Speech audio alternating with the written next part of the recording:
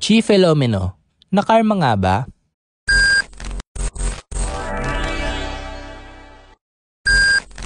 Viral ngayon sa social media ang Facebook post ni Senyora tungkol sa Pinoy Big Brother housemate na si Madam Inuts at ang latest evictee na si Chi Filomeno. Paano ba naman kasi napagkatuwaan ng mga netizens ang ginawang pag-nominate ni Madam Inuts kay Chi noong nakaraang linggo? At nitong November 14 nga, isa si Chi sa itinanghal na nominado kasama sina KD Estrada, Ian Rances at Benedict Ramos. Iba-iba ang katwiran ng mga housemate na nag-nominate kay Chi. Pero ang pinakatumatak ay ang pag-nominate sa kanya ni Madam Inuts dahil sa katwirang wala naman daw ginagawa si Chi sa loob ng bahay kundi ang pagpapaganda. Binibigyan ko ng 2 points si Chi. Ready na siya? Ready na siyang umalis kasi nga wala naman siyang ginawa, wala naman siyang maiambag sa bahay kundi pagpapaganda. Nag-viral ang ginawang pag-nominate sa kanya ni Madam Inuts. Kaya naman naging tampulan ng katatawanan si Chi noong araw na yon hanggang sa mga sumunod pang araw. Sa punto rin na yon, hindi na napigilan ng kapatid ni Chi na si Rio Filomeno na ipagtanggol ang kanyang ate. Sa kanyang Facebook account, naglabas ng hinanakit si Rio laban sa mga nanghuhusga sa pagkatao ng kanyang kapatid lalo pat hindi naman daw nila ito kilala. Let your actions contradict what they're saying. My sister does not deserve the shallow hate that she's receiving right now. She's a very genuine and hardworking person.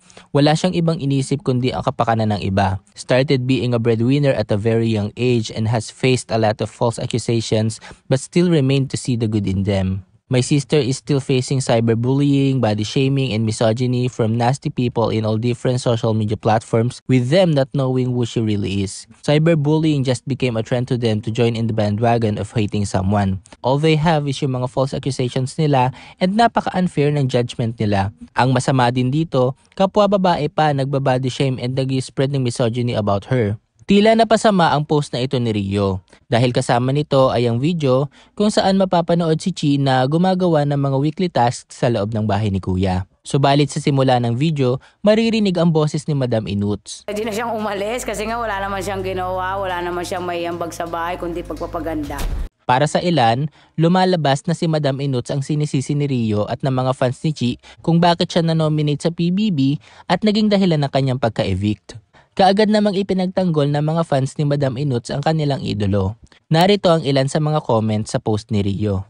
Excuse me dear, well, kapatid mo kasi kaya syempre defensive ka. First of all, before PBB pa, kilala na si Chi na galawang squammy. May issue na siya sa grupo niyang girltrends. Palaaway ang kapatid mo at war freak. Di ba na nabunot pa nga yan? You can say anything you want, pero kung ayaw niyang criticism, huwag siyang pumasok sa showbiz. So hindi mo pa napapansin ang pagiging plastic niya kay Alexa? Backstabber ah! By the way, di ako fan ng isa pang problematic na si Alexa. Pareha silang dapat ma-evict, mga feeling bossy at maarte. Ang problema naman kasi dito, bakit siya inonominate ng housemates kung walang nakikitang di maganda sa kanya? After all, sila-silang magkakasama sa bahay at nakakakita ng actions ng isa't isa 24/7. Remember, laging nag-uusap-usap to sila Madam Inuts about gawain sa bahay. Hindi lang kasi about sa tasks umiikot ang buhay nila. Yung kilos din sa bahay, yung mga gawaing bahay. Agree, iba ang weekly tasks sa obligation mo bilang housemate. Kahit outside PBB, basic manner yung pagtulong sa bahay.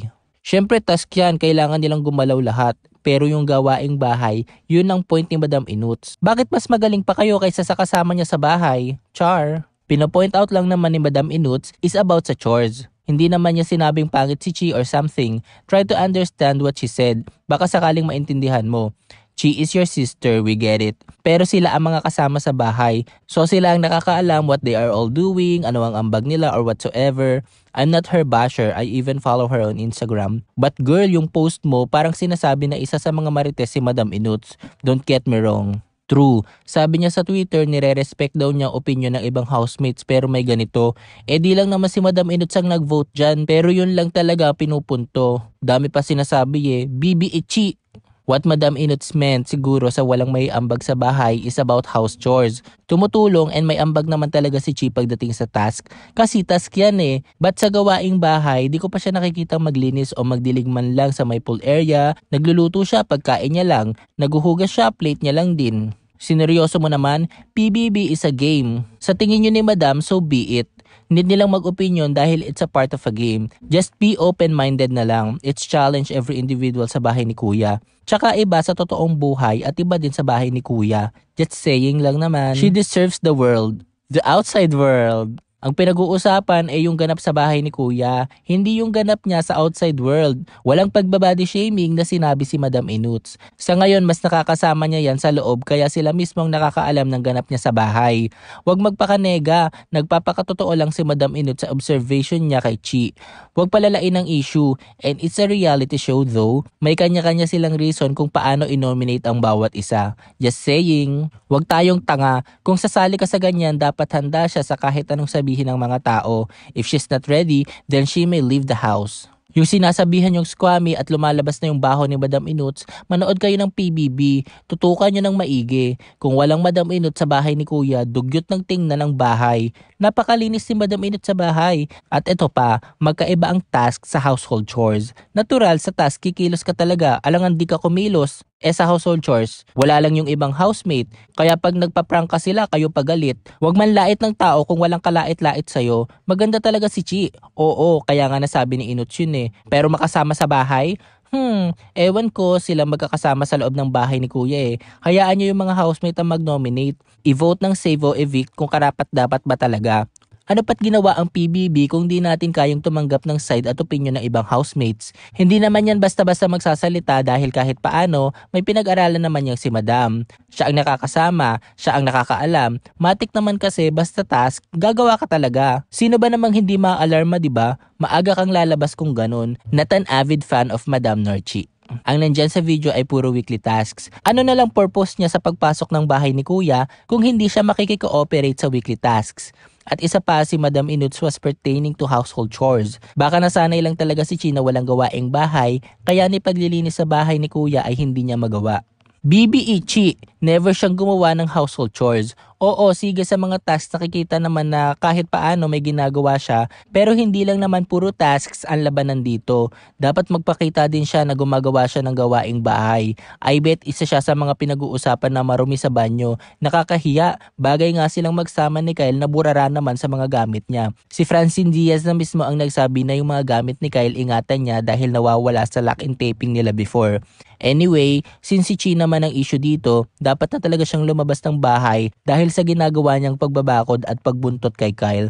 Turn off sa babae na nakikita on national TV na buntot ng buntot sa lalaki regardless kung sino pa yan. To cut the long story short, si Chi ang siguradong lalabas ng bahay sa Sabado ng gabi kaya sa mga supporters niya kung meron man, mag-abang-abang na kayo sa gate ng PBB. Tamad sa household chores si Chi. Yung mga walang pang livestream sa Kumu, shut up na lang kayo, wala kayong alam mga dukha.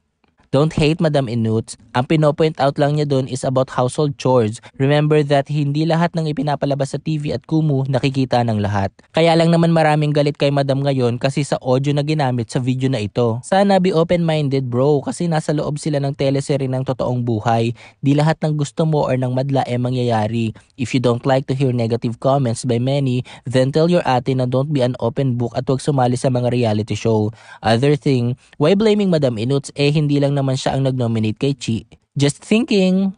Yung mga fan ni Chi pinapakita yung mga tulong niya sa task. Malamang gagalaw siya doon, di nila gets kung saan walang ambag si Chi. Check nyo rin kasi kung natulong siya sa gawaing bahay. Kahit nanay ko papalayasin yan pag di nagalaw eh. Yung nanay ko nga pag hindi ako nakapaghugas ng pinggan pinapalayas na ako eh. Doon pa kaya sa bahay ni Kuya?